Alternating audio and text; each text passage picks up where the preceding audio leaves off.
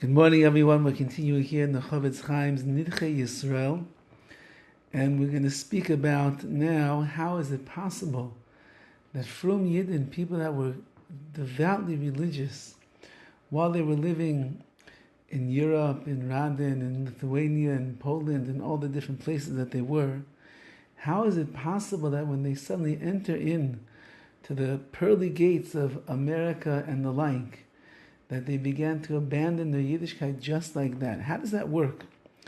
V'hine, behold, kasher novo lachar achar sibas inyan, as we begin to investigate the reason behind this, shenisra shel etzlam kiyum haTorah v'mitzvos, why it is that the keeping of Torah and Mitzvos became so weakened by these people. Rabbi Heina, there are many reasons that causes the person to stray and veer from the derech that they were on when they were living in Europe. But there are four most reasons that cause a person to remove himself from the pathways of Hashem. And he says like this: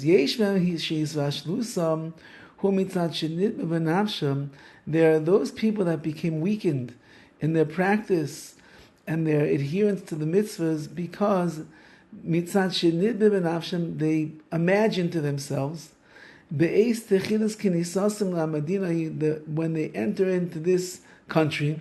For example, as they got on the boat from Lithuania or Poland or Germany or Hungary, wherever they might be coming from, and the boat now pulls into the harbor over there in Ellis Island.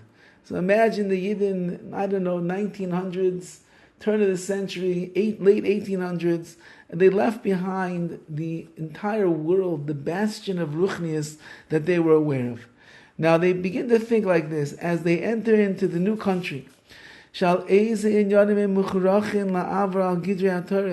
they come up with in their mind that they're obligated to transgress many of the guidelines and the fences and the boundaries of the Torah in order to survive in this foreign country. When we were in Europe, and there was a little shtetl over there, and everything was going along nicely with the Jewish people, so for Shteitzach understood, we're going to live there, we're going to dwell there, we're going to keep all the mitzvahs, everybody's on board. But now I came to this veritable wasteland of Ruchnius. There's no shuls, there's no yeshivas, there's no place for my children to learn. I heard they don't even have a sheikh over here. You can't find a person who writes tefillin and mezuzahs. There's no sefer. So what am I supposed to do? Clearly, if HaKadosh Baruch Hu brought me over here, then it must be that it's expected of me to begin to abandon the ways of Yiddishkeit, because there really is no way to keep Torah and Mitzvahs over here. And therefore they imagine to themselves, since that HaKadosh Baruch Hu has arranged, I've been obligated, it's like against my will that the boats have brought me to these foreign lands. It must be then that HaKadosh Baruch Hu has done the same idea over here. Just like He brought me to this land, He removed the divine providence, so to speak, from upon me. And I've gone down from the madrega, from the level that the rest of Klal Yisrael is on. I'm no longer part of the nation of the Jewish people that Hashem has chosen as His portion. And the person, or even HaKadosh Baruch Hu says to himself, Shalom yeli ki b'shuz libi eilech. Hashem is saying that the person is allowed to say that peace unto me, and I can follow after my heart, meaning what do I have to worry about?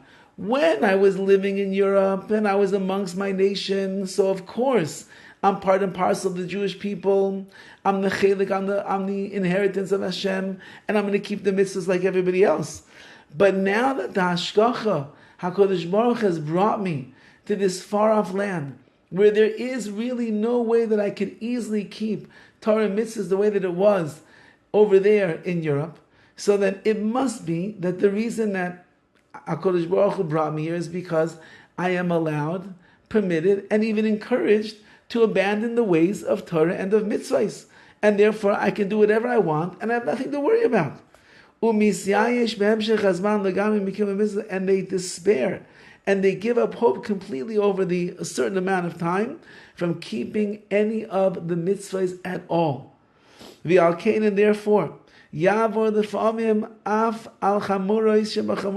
sometimes such a person or peoples will end up transgressing some of the most severe sins that we have in the Torah. Kagoin, for example, Chil Shabbos.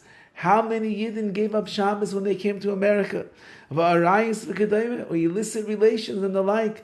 They ended up assimilating, intermarrying, having relations with women that are not even Jewish, so on and so forth. How did they come to do that? You're talking about a Yid that grew up in the presence of the Chavetz Chaim.